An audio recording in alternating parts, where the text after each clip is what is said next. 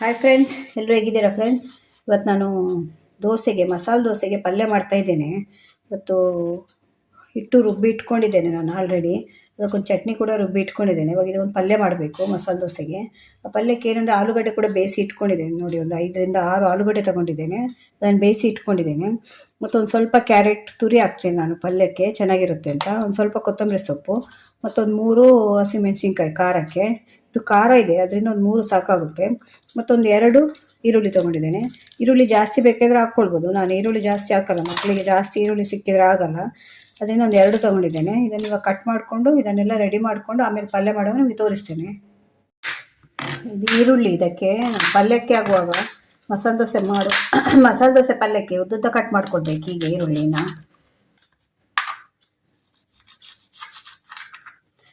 ಬೇರೆದಕ್ಕೆ ಆದರೆ ನಾವು ಸಣ್ಣ ಕಟ್ ಮಾಡ್ಕೊಳ್ಬೋದು. ಇದಕ್ಕೆ ಉದ್ದುದ್ದ ಕಟ್ ಮಾಡ್ಕೊಳ್ಬೇಕು ಹೀಗೆ.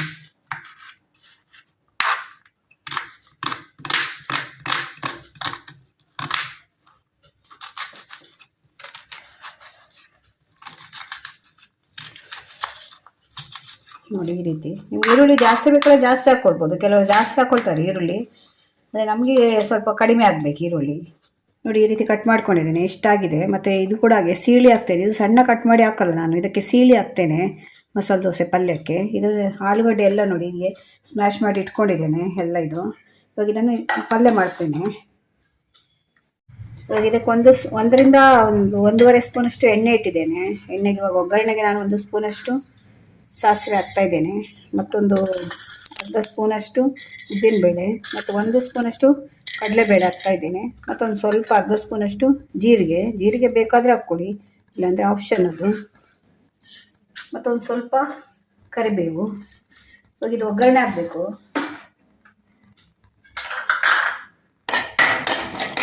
ಇದೊಂದು ಸ್ವಲ್ಪ ಒಗ್ಗರಣೆ ಆದಮೇಲೆ ನಾವು ಮತ್ತೆ ಈರುಳ್ಳಿ ಹಾಕ್ಬೇಕು ಇದಕ್ಕೆ.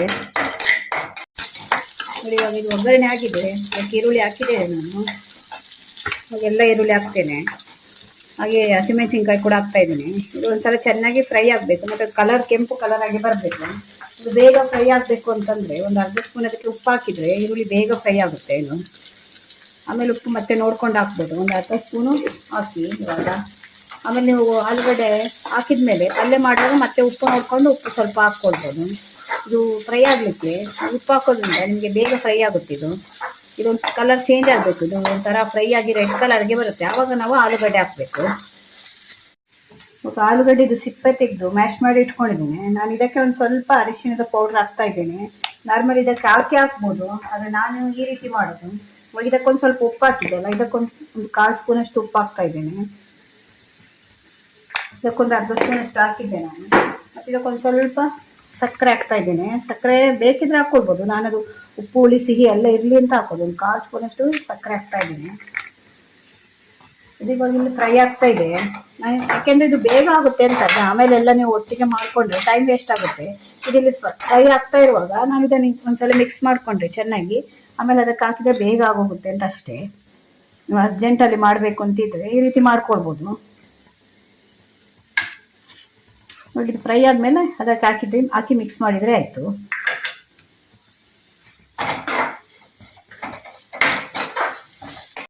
ಇದೊಂದು ಸ್ವಲ್ಪ ಫ್ರೈ ಆಯಿತು. ಸ್ವಲ್ಪ ಫ್ರೈ ಆದಮೇಲೆ ಕ್ಯಾರೆಟ್ ತುರ್ದುಕೊಂಡು ಇಟ್ಕೊಂಡಿದ್ದೀನಲ್ಲ, ಇದನ್ನು ಕೂಡ ಹಾಕ್ತಾಯಿದ್ದೇನೆ. ಕ್ಯಾರೆಟ್ ಬೇಡ ಅಂದರೆ ಬೇಡ, ನಿಮಗೆ ಆಪ್ಷನ್ನು ಬೇಕಾದ್ರೆ. ಕೆಲವರಿಗೆ ಇಷ್ಟ ಆಗಲ್ಲ ಕ್ಯಾರೆಟ್ ಹಾಕಿದರೆ, ಆದರೆ ನಮಗೆ ತುಂಬ ಇಷ್ಟ ಕ್ಯಾರೆಟ್ ಹಾಕಿದರೆ. ಒಂಥರ ಚೆನ್ನಾಗಿ ಮಿಕ್ಸ್ ಮಾಡಿ ಇದೊಂದು ಸ್ವಲ್ಪ ಇವಾಗ ಬಾಡಬೇಕು. ಇನ್ನು ಕ್ಯಾರೆಟ್ ಹಾಕಿದ್ಮೇಲೆ ಒಂದು 2 ನಿಮಿಷ ಬಾಡಿದ್ಮೇಲೆ ನಾವು ಆಲೂಗಡ್ಡೆ ಮಿಕ್ಸ್ ಮಾಡಿಕೊಂಡ್ರೆ ಬೇಗ ಆಗೋಗುತ್ತೆ. ಇವಾಗ ಇದು ಬಾಡಿದೆ. ಇವಾಗ ಇದಕ್ಕೆ ನಾನು ಆಲೂಗಡ್ಡೆಯನ್ನು ಬೇಯಿಸಿ ಇಟ್ಕೊಂಡಿದ್ದೇನಲ್ಲ, ಇದನ್ನು ಹಾಕ್ತಾಯಿದ್ದೇನೆ.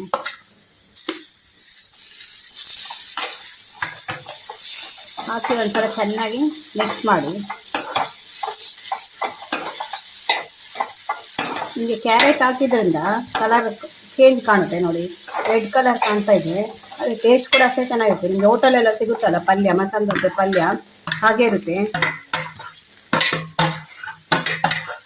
ಇದು ಸ್ವಲ್ಪ ನಿಮಗೆ ಗಟ್ಟಿ ಆಯಿತು ಅಂದರೆ ಕಲ್ಸ್ಕೊಂಡು ಮಿಕ್ಸ್ ಮಾಡಲಿಕ್ಕೆ ಒಂದು ಸ್ವಲ್ಪ ನೀರು ಮಿಕ್ಸ್ ಮಾಡ್ಕೊಳ್ಬೋದು ಇದಕ್ಕೆ. ಯಾಕೆಂದರೆ ಅದು ಬೇಯುತ್ತಲ್ಲ, ಅದರಿಂದ ಏನಾಗಲ್ಲ. ನೀರು ಸ್ವಲ್ಪ ಹಾಕಿದರೆ ತುಂಬ ಗಟ್ಟಿ ಆಯಿತು, ನಿಮಗೆ ಮಿಕ್ಸ್ ಮಾಡಲಿಕ್ಕೆ ಕಷ್ಟ ಆಯಿತು ಅಂದರೆ ಸ್ವಲ್ಪ ನೀರು ಮಿಕ್ಸ್ ಮಾಡ್ಕೊಳ್ಬೋದು. ಇಲ್ಲ ಹಾಗೆ ಆಗುತ್ತೆ ಅಂದರೆ ಹಾಗೆ ಮಿಕ್ಸ್ ಮಾಡ್ಬೋದು. ನಾನು ಹಾಗೆ ಮಿಕ್ಸ್ ಮಾಡ್ತಾ ಇದ್ದೇನೆ. ಇದನ್ನು ಸಲ ಚೆನ್ನಾಗಿ ಎಲ್ಲ ಮಿಕ್ಸ್ ಮಾಡ್ಕೊಳ್ಬೇಕು. ನೋಡಿ ಈಗ ಪಲ್ಯ ರೆಡಿ ಆಯಿತು. ಮಸಾಲೆ ದೋಸೆದು ಪಲ್ಯ ನೋಡಿ ಹೇಗೆ ಕಾಣ್ತಾ ಇದೆ ಅಂತ. ನಾವು ಕ್ಯಾರೆಟ್ ಹಾಕಿರೋದ್ರಿಂದ ಕಲರ್ ಚೇಂಜು, ರೆಡ್ ಕಲರ್ ಕಾಣುತ್ತೆ. ಇದು ತುಂಬ ಚೆನ್ನಾಗಿರುತ್ತೆ. ಒಂದ್ಸಲ ಟ್ರೈ ಮಾಡಿ ನೋಡಿ. ನೀವು ಯಾರಾದರೂ ಕ್ಯಾರೆಟ್ ಹಾಕಲ್ಲ ಅಂದರೆ ಒಂದ್ಸಲ ಕ್ಯಾರೆಟ್ ಹಾಕಿ ನೋಡಿ, ಟೇಸ್ಟ್ ಚೆನ್ನಾಗಿ ಬರುತ್ತೆ ತುಂಬ. ಇವಾಗ ಮಸಾಲೆ ಇದು ಪಲ್ಯ ರೆಡಿಯಾಗಿದೆ. ಇವಾಗ ದೋಸೆ ಹಾಕಬೇಕು. ಇದು ನೋಡಿ ದೋಸೆ ಇಟ್ಟು ರೆಡಿಯಾಗಿದೆ. ರಾತ್ರಿ ರುಬ್ಬಿದ್ದೆ ನಾನು, ಬೆಳಗ್ಗೆಗೆ ಇದಾಗಿದೆ. ಇದು ಹುಳಿ ಬಂದಿದೆ. ಇವಾಗ ದೋಸೆ ಹಾಕ್ತಾ ಇದ್ದೇನೆ.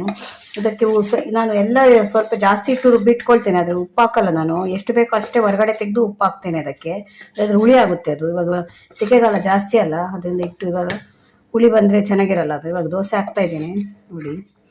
ನಾವು ಹೆಚ್ಚಾಗಿ ತೆಳು ದೋಸೆನೇ ಹಾಕೋದು, ಮಸಾಲೆ ದೋಸೆ ಅಲ್ವಾ, ದಪ್ಪ ಆದರೆ ಚೆನ್ನಾಗಿರಲ್ಲ. ಈಗ ಎಷ್ಟು ತೆಳು ಆಗುತ್ತೋ ಅಷ್ಟು ತೆಳು ಹಾಕ್ಕೊಂಡ್ರೆ ಚೆನ್ನಾಗಿರುತ್ತೆ ಇದು. ಕೆಲವರು ಇದ್ರ ಮೇಲೆ ಚಟ್ನಿ ಪುಡಿ ಹಾಕ್ಕೊಳ್ತಾರೆ ಬೇಕಾದರೆ, ಅಥವಾ ನಾವು ಚಟ್ನಿ ಹಚ್ಕೊಳ್ಬೋದು ಬೇಕಾದರೆ. ನಾನೇನೂ ಆಗಲ್ಲ, ಹಾಗೆ ಹಾಕ್ತೇನೆ. ಆಮೇಲೆ ಚಟ್ನಿಯಲ್ಲಿ ನಿಂತಲ್ಲ ಮೇಲೆ ಸ್ವಲ್ಪ ತುಪ್ಪ ಹಾಕ್ತಾ ಇದ್ದೇನೆ. ಇದೊಂದು 2 ನಿಮಿಷ ಕಾಯಬೇಕು. ಇದು ಕಾದ್ಮೇಲೆ ನಾನು ಅದಕ್ಕೆ ಪಲ್ಯ ಇಡ್ತೇನೆ. ಒಂದು 2 ನಿಮಿಷ ಕಾಯಲಿ. ಇದು ಕಾದಿದೆ ನೋಡಿ. ಇದನ್ನು ಪಲ್ಯ ಇಡ್ತಾ ಇದ್ದೇನೆ ಇದಕ್ಕೆ. ಇದು ತುಂಬ ಚೆನ್ನಾಗಿರುತ್ತೆ. ನೀವು ಕ್ಯಾರೆಟ್ ಕೂಡ ಹಾಕಿದೇನಲ್ಲ, ತುಂಬ ಚೆನ್ನಾಗಿರುತ್ತೆ ಇದು. ಒಂದ್ಸಲ ಟ್ರೈ ಮಾಡಿ ನೋಡಿ. ಇದು ಮೇಲ್ಗಡೆ ಮತ್ತೆ ಸ್ವಲ್ಪ ಬೇಕಾದರೆ ತುಪ್ಪ ಹಾಕ್ಕೊಳ್ಬೋದು. ಇದು ಮಸಾಲೆ ದೋಸೆ ಆದ್ದರಿಂದ ನಿಮಗೆ ಚೆನ್ನಾಗಿ ಕಾಯಬೇಕಿದು. ಇದು ಕಾದಷ್ಟು ಒಳ್ಳೇದು. ನೋಡಿ ಎಷ್ಟು ತೆಳು ಬಂದಿದೆ ನೋಡಿ. ನೋಡಿ ಹೇಗೆ ಕಲರ್ ಬಂದಿದೆ. ಈ ರೀತಿ ಕಲರ್ ಬರಬೇಕು. ಚೆನ್ನಾಗಿ ಕಾಯಬೇಕು. ಪಲ್ಯ ಹಾಕಿದ್ಮೇಲೆ ಇನ್ನೊಂದು 2 ನಿಮಿಷ ಇದು ಕಾಯಬೇಕು. ನೋಡಿ ಈಗ ಕಾದಿದೆ. ಈ ರೀತಿ ಕೆಂಪು ಕಲರ್ಗೆ ಬರಬೇಕು. ಆಗ ನೀವು ಹೋಟೆಲಲ್ಲೇ ಸಿಗುತ್ತಲ್ಲ ಮಸಾಲೆ ದೋಸೆ, ಅದೇ ಥರ ಇರುತ್ತೆ. ನೋಡಿ ಹೇಗಿದೆ ಅಂತ. ಎಷ್ಟು ಚಂದ ಬಂದಿದೆ ನೋಡಿ, ಎಷ್ಟು ಪರಿಮಳ ಬರ್ತಾ ಇದೆ ನೋಡಿ. ಇನ್ನೊಂದು ದೋಸೆ ಹಾಕ್ತೇನೆ. ನೀವು ದೋಸೆ ಹಾಕುವಾಗ ಸ್ವಲ್ಪ ಸಿಮ್ಮಲ್ಲಿ ಇಟ್ಕೊಳ್ಬೇಕು. ಆವಾಗ ನಿಮಗೆ ಚಂದ ಮಾಡಿ ತಿರುಗಿಸ್ಲಿಕ್ಕೆ ಬರುತ್ತೆ ಈ ರೀತಿ. ಇಲ್ಲದ್ರೆ ನೋಡಿ ಎಲ್ಲ ತವಾಗೆ ಅಂಟ್ಕೊಳ್ಳುತ್ತೆ. ನೀವು ಕಲ್ಲು ಜಾಸ್ತಿ ಕಾಯಬಾರ್ದು ನೀವು ದೋಸೆ ಹಾಕುವಾಗ. ಯಾವಾಗಲೂ ಕಲ್ಲು ಸ್ವಲ್ಪ ಕಾದ್ರೆ ನಿಮ್ಗೆ ಈಸಿಯಾಗಿ ತಿರುಗಿಸ್ಲಿಕ್ಕೆ ಬರುತ್ತೆ. ಕೆಲವರು ಹೇಳ್ತಾರೆ ತಿರುಗಿಸ್ಲಿಕ್ಕೆ ಬರೋಲ್ಲ ಅಂತ.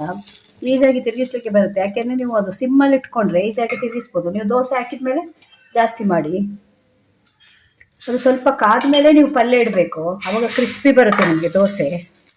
ಇವಾಗ ನೋಡಿ ದೋಸೆ ಕಾದಿದೆ. ಇವಾಗ ಪಲ್ಯ ಇಡ್ತಾ ಇದ್ದೇನೆ. ಕೆಲವರು ಇದ್ರ ಬೇಕಿದ್ರೆ ಬೇರೆ ಕೆಂಪು ಚಟ್ನಿ ಹಚ್ಕೊಳ್ತಾರೆ, ಇಲ್ಲಾಂದರೆ ಚಟ್ನಿ ಪೌಡ್ರ್ ಇರುತ್ತಲ್ಲ ಅದನ್ನು ಕೂಡ ಹಾಕ್ಕೊಳ್ಬೋದು. ಅದೇ ಮಕ್ಕಳು ಇಷ್ಟಪಡಲ್ಲ, ಅವ್ರಿಗೆ ಹೀಗೆ ಇಷ್ಟ. ಅದರಿಂದ ನಾನು ಹೀಗೆ ಮಾಡ್ತಾ ಇದ್ದೇನೆ. ಅದರ ಮೇಲೆ ಒಂದು ಸ್ವಲ್ಪ ಮತ್ತೆ ತುಪ್ಪ ಹಾಕ್ಕೊಳ್ಬೋದು ಬೇಕಿದ್ರೆ. ಇದಕ್ಕೆ ತುಪ್ಪ ಹಾಕಿದರೆ ನಿಮಗೆ ಟೇಸ್ಟ್ ಚೆನ್ನಾಗಿ ಬರುತ್ತೆ. ತುಪ್ಪದ ಮಸಾಲೆ ದೋಸೆ ಅಂತ ಹೇಳ್ತಾರಲ್ಲ ಆ ಟೇಸ್ಟ್ ಇರುತ್ತೆ. ಇಲ್ಲ ಅಂದರೆ ನೀವು ತೆಂಗಿನ ಎಣ್ಣೆ ಅಥವಾ ಮಾಮೂಲಿ ಬೇರೆ ಎಣ್ಣೆ ಕೂಡ ಹಾಕ್ಕೊಳ್ಬೋದು. ಈಗ ನೋಡಿ ರೆಡಿಯಾಗಿದೆ. ಹೀಗೆ ಕೂಡ ಫೋಲ್ಡ್ ಮಾಡ್ಬೋದು. ಕೆಲವು ಹೋಟೆಲಲ್ಲಿ ಕೊಡ್ತಾರೆ ನೋಡಿ, 3 ಫೋಲ್ಡ್ ಮಾಡಿಕೊಂಡು ಹೀಗೆ ಕೂಡ ಮಾಡ್ಬೋದು ನೋಡಿ. ಇದು ಕೂಡ ಚೆಂದ ಇರುತ್ತೆ. ಮಸಾಲೆ ದೋಸೆ ರೆಡಿ ಆಯಿತು. ಇವಾಗ ನೋಡಿ ಫ್ರೆಂಡ್ಸ್, ಮಸಾಲೆ ದೋಸೆ ರೆಡಿಯಾಗಿದೆ. ಎಷ್ಟು ಚೆನ್ನಾಗಿದೆ ನೋಡಿ. ಟೇಸ್ಟ್ ಕೂಡ ಅಷ್ಟೇ ಚೆನ್ನಾಗಿರುತ್ತೆ. ಇದಕ್ಕೆ ಚಟ್ನಿ ಮಾಡಿದ್ದೇನೆ, ಸಾಂಬಾರು ಮಾಡಲಿಲ್ಲ. ಬೇಕಿದ್ರೆ ಸಾಂಬಾರು ಕೂಡ ಮಾಡ್ಕೊಳ್ಬೋದು. ನಿಮ್ಮ ಹತ್ರ ಸಾಂಬಾರು ಇದ್ದರೆ ಯಾವುದಾದ್ರೂ ಅದನ್ನು ಕೂಡ ಯೂಸ್ ಮಾಡ್ಕೊಳ್ಬೋದು. ನಾನು ಇವತ್ತು ಚಟ್ನಿ ಮಾತ್ರ ಮಾಡಿದ್ದೇನೆ, ಯಾಕೆಂದರೆ ಪಲ್ಯ ಕೂಡ ಇದೆಯಲ್ಲ ಅದರಿಂದ. ಚಟ್ನಿ ಪಲ್ಯ ಸಾಂಬಾರು ಎಲ್ಲ ಆದರೆ ಎಲ್ಲ ಉಳಿದೋಗುತ್ತೆ. ಒಂದು ಸಾಂಬಾರು ಮಾಡ್ತೇನೆ, ಇಲ್ಲಾಂದರೆ ಚಟ್ನಿ ಮಾಡ್ತೇನೆ. ನಾನು 2 ಕಮ್ಮಿ ಮಾಡೋದು ನಾನು. ತುಂಬ ಚೆನ್ನಾಗಿರುತ್ತೆ. ಒಂದ್ಸಲ ಟ್ರೈ ಮಾಡಿ ನೋಡಿ. ಈ ರೀತಿ ಕ್ಯಾರೆಟ್ ಎಲ್ಲ ಹಾಕಿ ಪಲ್ಯ ಮಾಡಿದರೆ ತುಂಬ ಟೇಸ್ಟಾಗಿರುತ್ತೆ, ತುಂಬ ರುಚಿಯಾಗಿ ಬರುತ್ತೆ ಇದು. ಒಂದ್ಸಲ ಮನೇಲಿ ಟ್ರೈ ಮಾಡಿ ನೋಡಿ. ಈ ವಿಡಿಯೋ ನಿಮ್ಗೆ ಇಷ್ಟ ಆದರೆ ಚಾನಲ್ ಸಬ್ಸ್ಕ್ರೈಬ್ ಮಾಡ್ಕೊಂಡು ನೋಡಿ. ಇದೇ ಥರ ಹೊಸ ವಿಡಿಯೋ ತೊಗೊಂಡು ಮತ್ತೆ ಬರ್ತೇನೆ. Bye friends.